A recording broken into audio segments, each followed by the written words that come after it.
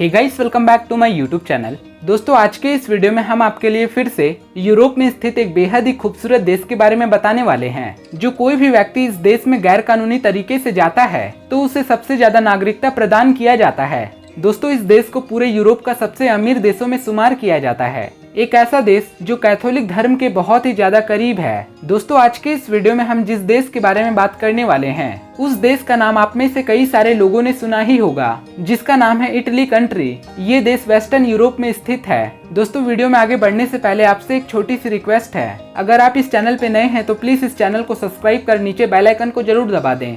दोस्तों, इटली का border France, Switzerland, Australia, Slovenia और अल्पस माउंटेन से जुड़ा हुआ है। दोस्तों, अगर बात करें इटली की कैपिटल के बारे में तो इस देश की राजधानी रोम सिटी है, जिसे सबसे पहले रोमन शताब्दी में बसाया गया था। दोस्तों, राजधानी रोम शहर के बीचों बीच मौजूद दुनिया का सबसे छोटा देश भी आबाद है, जिसकी कुल क्षेत्रफल 0.44 स्क्वायर किलोमीटर की एरिया में बसा हुआ है। दोस्तों, इस छोटे से खूबसूरत देश को कैथोलिक धर्म के मानने वाले लोगों के लिए बहुत ही ज्यादा अहम समझा जाता है। दोस्तों, इस देश का नाम वेटिकन सिटी है। इसके अलावा इटली के बीच एक और देश बसा हुआ है जो पिछले 17वीं शताब्दी से एक स्वतंत्र देश बना हुआ है। इस देश का कुल क्षेत्रफल मात्र 61 स्क्वायर किलोमीटर के एरिया में फैला हुआ है और इस देश को पूरे दुनिया में आजाद देशों के मामलों में 5वां सबसे छोटा इंडिपेंडेंट कंट्री माना जाता है। दोस्तों, इस देश का नाम है सैन मरीनो कंट्री। इसके अलावा बात करें इटली की कुल क्षेत्रफल के बारे में तो इस देश की कुल क्षेत्रफल 3,02,000 स्क्वायर किलोमीटर के दायरे में फैला हुआ है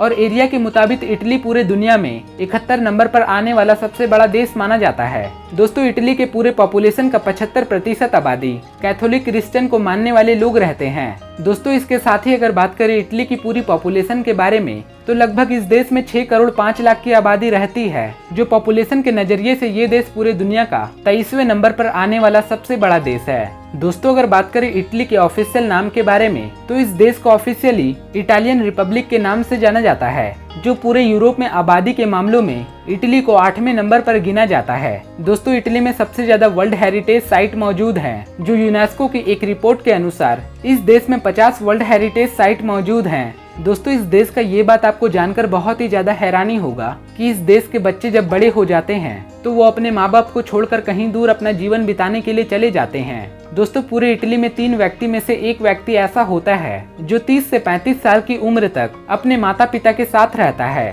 दोस्तों, इटालियन की गवर्नमेंट चोरों को पकड़ने के लिए पुलिस को लैम्बोर्गिनी कार दे रखी है। दोस्तों, आप में से अधिकांश लोग गैलीलियो का नाम तो सुना ही होगा। दोस्तों, मैं आपके जानकारी के लिए बता दूं कि उस व्यक्ति के हाथों के बीच की उंगली आज भी इटली के फ्लोरेंस सिटी में मौजूद एक म्यूजियम में रखा हुआ है, जिसे देखने के लिए लाखों की तादाद में टूरिस्ट पूरे दुनिया भर के देशों से आते हैं। दोस्तों, गैलीलियो ने एक चर्च में जाकर ये दावा किया था कि सूर्य पृथ्वी की नहीं बल्कि पृथ्वी सूर्य के पास घूमती है, और इस बात को कहने की वजह से 16वीं शताब्दी में गैलीलियो को गिरफ्तार कर लिया गया था और उनके सीधे हाथों का भी एक उंगली काट लिया गया था। बाद में ये बात सच होने के बाद उनकी उंगली को म्यूजियम में रखा गया, जिसे देखने के लिए लाखों पर्यटक आते हैं। दोस्तों, इटली में मौजूद वेनस सिटी पानियों के ऊपर बसा हुआ है। यहाँ की गलियां पानियों से भरा हुआ है, जहाँ पर कंडोला बोट के जरिए से गुजरा जाता है। दोस्तों, इटली में मौजूद फेल्सियानो डेल मसीसो के नाम से एक गांव है, जहां पर लोगों को मरना सख्त मना है, क्योंकि इस गांव में जितने भी कब्रिस्तान मौजूद थे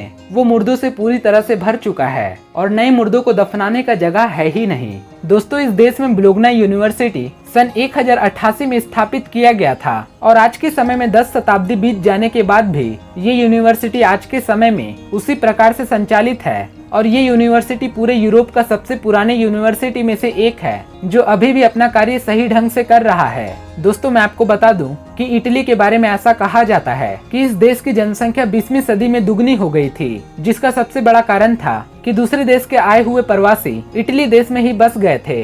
दोस्तों, इटली में 17 नंबर को बहुत ही ज्यादा अशुभ माना जाता है और इसी कारण से यहाँ के बड़े बड़े इमारतों में 17वां फ्लोर तो होता ही नहीं है। मतलब कि हर इमारतों के लिफ्ट में 16 के बाद 18 नंबर देखने को मिलता है। दोस्तों इटली पूरी दुनिया का वो देश है जहाँ पर वर्कर को बहुत ही कम काम करना पड़ता है। मतलब कि यहाँ पर एक व्यक्ति औसतन एक हफ्ते में मात्र 24 से 28 घंटे ही काम करता है। दोस्तों साल 2004 के समय में इटली की राजधानी रोम सिटी में एक साथ मिलकर 30 लाख लोगों ने एक रैली निकाला था और इस रैली का मकसद इराक की लड़ाई को खत्म करना था। दोस्तों पूरी दुनिया का एंटी वॉर रैली इससे पहले कभी भी नहीं निकाला गया था और न ही आज तक निकली है और इसी कारण से इस रैली को गिनीज वर्ल्ड रिकॉर्ड में भी शामिल किया गया है। इसके अलावा पियानो का आविष्कार भी इटली में ही हुआ था। दोस्तों इस देश में कोई भी व्यक्ति अगर खाने की चोरी करता है तो उसे जुर्म नहीं माना जाता है। तो दोस्तों ये थी इटली के बारे में कुछ अमेजिंग बातें। अगर आपको इटली का ये हमारा वीडियो पसंद आया हो तो प्लीज इस वीडियो को एक लाइक जरूर दीजिएगा और अगर आप इस चैनल पे नए हैं तो मेरे चैनल को सब्सक्राइब करें और साथ ही नीचे बेल आइकन को भी जरूर प्रेस कर दें। फिर मिलते हैं अगले इंटरेस्टिंग वीडियो को लेकर, तब तक के लिए बाय बाय।